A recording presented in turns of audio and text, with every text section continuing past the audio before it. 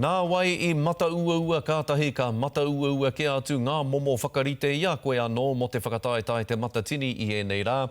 E hia marama ngā tāngata o ia kapa e whakangungu ana I te tinana me te hinengaro ki eke ai ki te taumata o ngā wawata hei te rāwiki.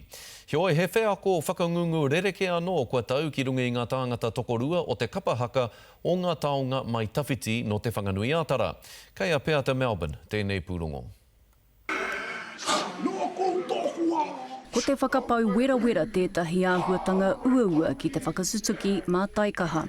Ko te ao o kapahaka tōna wāhi rangatira. Hakas is a way for me to get away from that, or to take my mind off that, of the word cancer.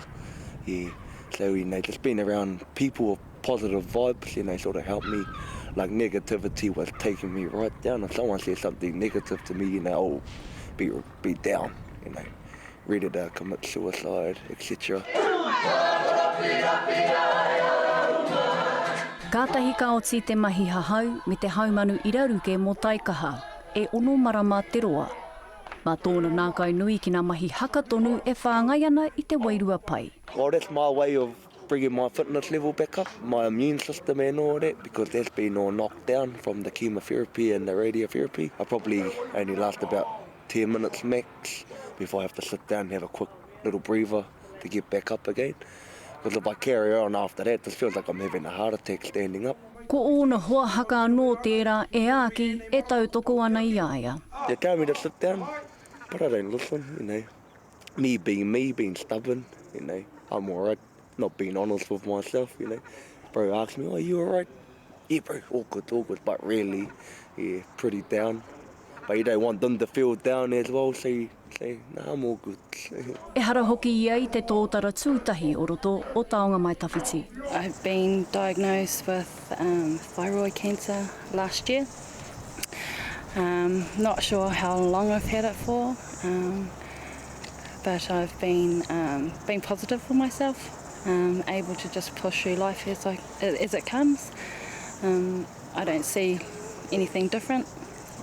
Yes, I have something in my throat, but it doesn't stop me from doing anything. Ko te whanaunatanga me te wairua o te ao kapahaka e ka haa ki ia rāua te tutuki I ngā mahi e kai nākau nui te ana.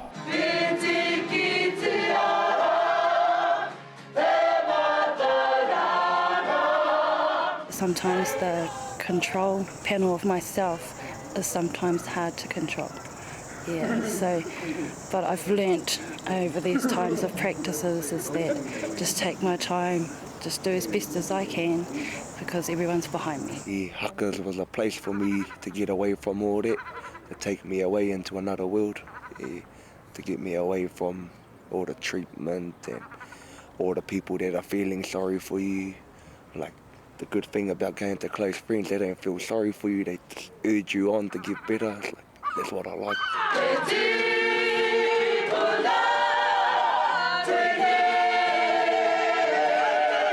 Just being around it, being able to see it, makes me feel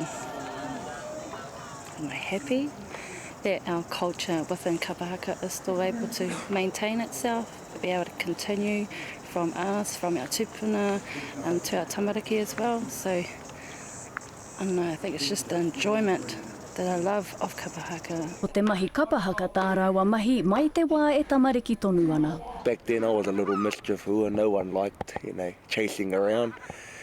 But they sort of matured me, brought me into a good young man. I hope so.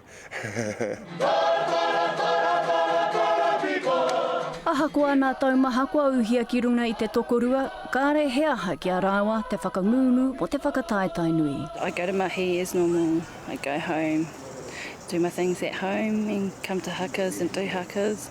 So I just carry on with my life and I never stop just because of it. You just got to stay positive, really.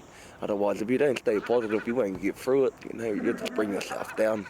I just look at it as a positive thing. The sister's in, going hard. I can get up and go hard. Hei te rā I mua I te tuwheratanga o te matatini, ka mōhio ai a taikaha, mēnā rānei ko mahia te rongoa I tōna mahi, ka hore rānei.